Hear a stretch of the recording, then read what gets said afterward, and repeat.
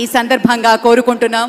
విశ్వ ప్రపంచంలో భారతదేశాన్ని, తెలుగు నేలను శిఖరాగ్రాన నిలపడం కోసం సోపాన పంక్తిని పేర్చుతున్నటువంటి కృషివలుల్ని తయారు చేస్తున్నటువంటి శ్రీ నరేంద్ర మోదీ గారు, శ్రీ నారా చంద్రబాబు నాయుడు గారు, శ్రీ పవన్ కళ్యాణ్ గారు, వారి వ్రతం ఒకటే, ధర్మం బిది, వ్రతం బిది, సద్వివేకం బిది, ఆచారం బిది అని చెప్పినట్లుగా ఆదర్శనీయమైనటువంటి పథకామిగా వారు నడుస్తున్నటువంటి శుభవేళ మళ్ళీ మళ్ళీ ఈ రాష్ట్ర ప్రజలు వారికి కృతజ్ఞతలు చెప్తూ ఉంటారు.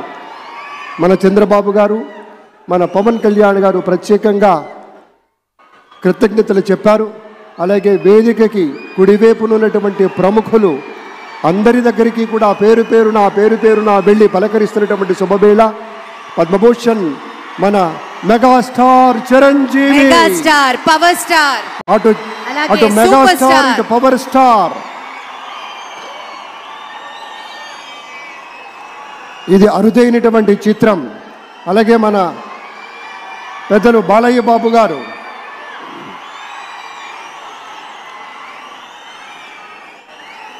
సూపర్ స్టార్ తలైవర్ రజనీకాంత్ గారిని పలకరిస్తున్నారు ప్రధాని. వారి దంపతుల్ని లేడీస్ అండ్ జెంటిల్మెన్ మనస్ఫూర్తిగా వారి శుభకామనలు అందుకుంటూ మన బాలయ్య బాబుతోటి కరచాలనం చేస్తూ ముందుకు వెళ్తూ ఉన్నారు.